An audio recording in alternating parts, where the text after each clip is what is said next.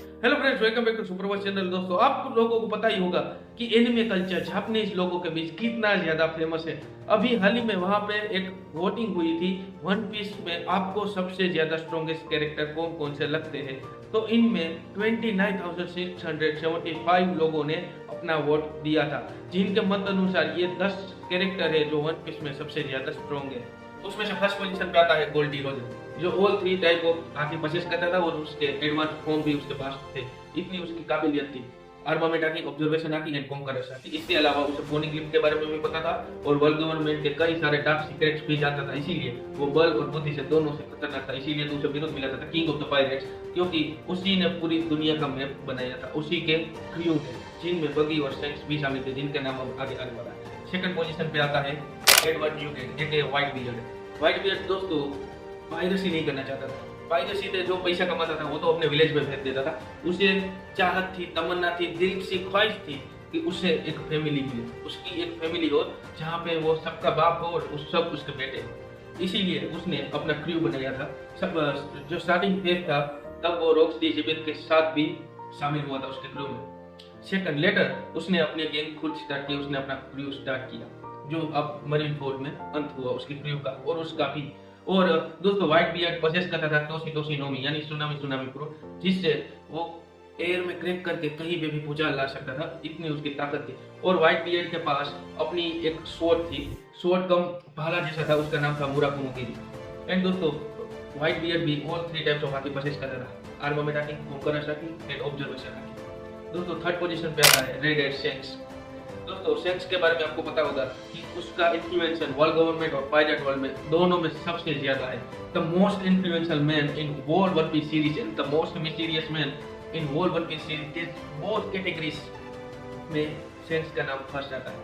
दोस्तों सेंक्स की झलक ही सिर्फ एक मूवी को हिट करने के लिए काफी है कि आप समझ सकते हैं। और दोस्तों सेंक्स के पास कोई भी डेविल प्रूफ नहीं है, वो सिर्फ और सिर्फ आकी पे ही निर्भर रहता है, आर्मामेंट आकी, ऑब्जर्वेशन आकी, कॉन्करर्स आकी। और इन्हीं तीनों का जो सबसे हाईएस्ट फॉर्म है वो पसेस करता है। और इसके अलावा उसने अपनी आइकॉनिक स्ट्रॉ हेड लुफी को दी है, जो अब आगे आने वाले दिनों में लुफी उसको लौटाएगा।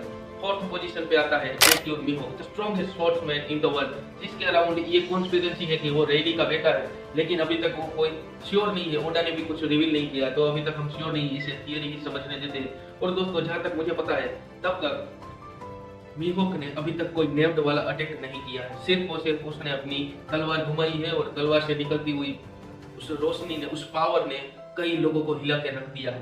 दोस्तों मीहोक सेंक्स के साथ तलवारबाजी करता था, यानी वो दोनों लड़ते रहते थे, तभी तो मीहोक को strongest sportsman in the world का बिरुद और टाइटल मिला है। और दोस्तों मीहोक के पास ऑल थ्री हाकी है, ये तो बेहद ही आम बात है, आर्मामेंट हाकी और conqueror's haki and observation haki. Number fifth position पे आता है Monkey D Garp, Garp the fist.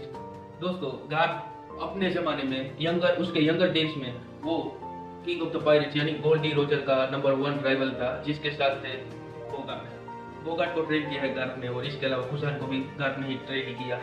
और दोस्तों गार्ड के पास भी कोई डेविड प्रूफ नहीं है, वो सिर्फ और सिर्फ हाकी पे निर्भर रहता है, इसीलिए तो उसका नाम पड़ा है गार्ड द फिस्ट, जो अपने मुक्केबाजी से सिर को भी चकनाचूर कर देता। उसकी ट्रेनिंग का सेशन ही वर्ल्ड गवर्नमेंट की शिप्स रहती थी, उसका भाड़ा भी उसके दोस्तों नंबर 6 की पोजीशन पे आता है silver Slaley, the first man of the Goldie Rogers, और उसे उसका दूसरा नाम से भी बुलाते हैं द डार्क किंग, जो अभी आने वाले एनिमेटेड चैप्टर में हमें देखने को मिलेगा ब्लैक बियर्ड के सामने सिल्वर स्लेली। दोस्तों सिल्वर स्लेली ने बगी को ट्रेन किया है, सेंक्स को ट्रेन किया है और हमारे लुफी को भी ट्रेन किया है, यानी वो क्रिएटर है 3 योंको का, जो हाल ही में योंको है द सीज के।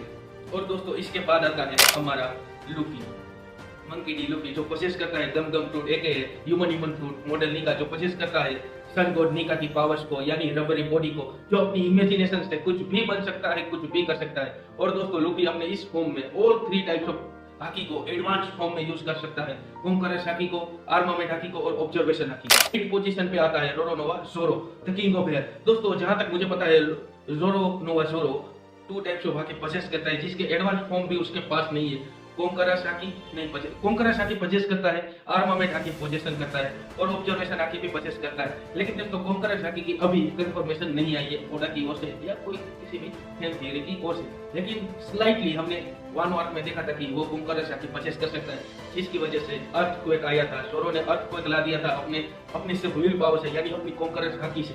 और दोस्तों नंबर 9 की पोजीशन पे आता है Kaido, strongest creature in the world of One Piece. दोस्तों काइडो पोसेस करता है अमारू ड्रैगन डेविल फ्रूट, जहाँ पे वो मिक्स हाइब्रिड फॉर्म में भी चल सकता है और सिंपल ड्रैगन भी बन सकता है। और वो पोसेस करता है इनॉर्मस हाकी, यानी ऑल 3 टाइप्स ऑफ हाकी, और उसके एडवांस वर्जन भी उसे आते हैं, यानी उसमें उसकी मास्टरी है कोंकरासाकी, आर्मामेंट हाकी और ऑब्जर्वेशन हाकी में। और दोस्तों जहाँ तक मुझे पता है कि हर एक जोवन फ्रूट की खुद की एक विल होती है। और दोस्तों काइडो का जो डेविल फ्रूट था एज़ेरो ड्रैगन का, वो ड्रैगन था लोगों को बचाता था, यानी डेविल फ्रूट के अगेंस्ट, यानी काइडो सब कुछ तबाह करना चाहता था, पूरी दुनिया का अंत लाना चाहता था। यानी जोवन फ्रूट की विल और काइडो की विल दोनों एक मैच नहीं होती थी, इसीलिए शायद काइडो अपना जो डेविल फ्रूट था उसे 100% एक्यूरेसी से अवेकन नहीं कर पाया था। और दोस्तों 10 पोजीशन पे आता है it's dark family again like Sengoku. दोस्तों यहाँ पे भी डार्क की फैमिली आएगी, क्योंकि अभी 10वें नंबर पे आता है मंकी डी ड्रैगन, जो शिरियू ड्रैगन है, जो साउथ अमेरिकन माइथोलॉजी में एक क्रिएचर है उसका, जो विंग्स ऑफ चेंज लाता है, विंग्स ऑफ फेट भी लाता है और रिवॉल्यूशन भी लाता है। और ड्रैगन ने दोस्तों रिवॉल्यूशनरी आर्मी की तो खोज की है, जो डायरेक्ट अगेंस्ट द गवर्नमेंट जाता है, जो एक ही ग्रुप है पूरे वन पीस वर्ल्ड में जिसके सीधे दुश्मन है द वर्ल्ड गवर्नमेंट, जो वर्ल्ड गवर्नमेंट के तख्त ताज हिलाना चाहता है। और दोस्तों यहाँ जहाँ तक हमें पता है तब तक ड्रैगन हाकी पजेस करता ही है, क्योंकि साबो भी यूज करता है और कई सारे रिवॉल्यूशनरी आर्मी के कमांडर्स भी यूज करते हैं। तो ड्रैगन के पास आई थिंक कोंकरासाकी, आर्मामेंट हाकी और ऑब्जर्वेशन हाकी के एडवांस फॉर्म जरूर होंगे, क्योंकि ड्रैगन को ओडा ने इतना रहस्यमय बना के रखा है, इतना सीक्रेटिव बना के कैरेक्टर रखा है कि उसकी एक झलक ही काफी रहती है। और अभी तो वन पीस चैप्टर 1101 में हम लोगों ने पास्ट में देखा कि ड्रैगन चुपके से अपने बेटे लुफी को मिलने चाहता था जब रिवॉल्यूशनरी आर्मी गोवा किंगडम की विजिट ले रही थी तब। तो ये तो स्टार थी कि एक चाइल्ड अपने पेरेंट्स की सबसे बड़ी कमजोरी और सबसे बड़ी ताकत रहता है। ये बात ड्रैगन ने कुमा को कही थी, और कुमा ने भी अपनी बेटी को चाहता था कि भले वो उसकी बेटी खुद ना हो, बॉडी को सह लेगी। और दोस्तों हमें पता है कि आप लोगों को भी पता है कि ड्रैगन 10 पोजीशन पे और काइडो 9 पोजीशन पे नहीं आता था, और जोरो तो 8 पोजीशन पे कभी नहीं आना चाहता था। लेकिन ये अपनी फैन के अवार्ड है, जहाँ फैन सोचते हैं कि उनके मुताबिक ये कैरेक्टर स्ट्रॉन्ग है अभी हाल ही के देश में। लेकिन दोस्तों शायद उन लोगों ने ड्रैगन को 10 इसीलिए रखा हो क्योंकि हमने अभी तक ड्रैगन की कोई फाइट नहीं देखी है, यानी उसकी फिजिकल स्ट्रेंथ कितनी है ये हमें अभी तक नहीं पता है। तो शायद, और ड्रैगन जो नॉलेज पजेस करता है तो वर्ल्ड गवर्नमेंट के खिलाफ, और वर्ल्ड गवर्नमेंट का जो उसके पास डार्क सीक्रेट्स है, क्योंकि वो पहले नेवी में था, उसके यंगर डेज में वो नेवी में था, इसीलिए शायद फैंस ने उसे 10th पोजीशन पे रखा हो। लेकिन दोस्तों मेरी मानो तो ड्रैगन 4 से 6 पोजीशन के बीच में कहीं आने वाला है। ये आने वाले दिनों में हमें पता चलेगा, जब एडेड आर्क के एंडिंग स्टेज में जब लुफी को किसी की जरूरत होगी तब उसका बाप उसे बचाने के लिए आ गया। मैं खड़ा हूँ, मेरे बच्चे को कोई नहीं छू सकता, सही शैतान तू तो साले चले जाने दे। चलो ठीक है, हम आगे नहीं बढ़ते। लेकिन दोस्तों अगर ये वीडियो आपको पसंद है तो आप लोगों को करना है क्या है, इसे लाइक करना है, अपने फ्रेंड्स के बीच जो भी एनिमे नर्ड्स है उसके बीच शेयर करना है, और सुपर वर्स चैनल को सब्सक्राइब करके मेरी चैनल को आगे बढ़ाना है। Thank you for watching.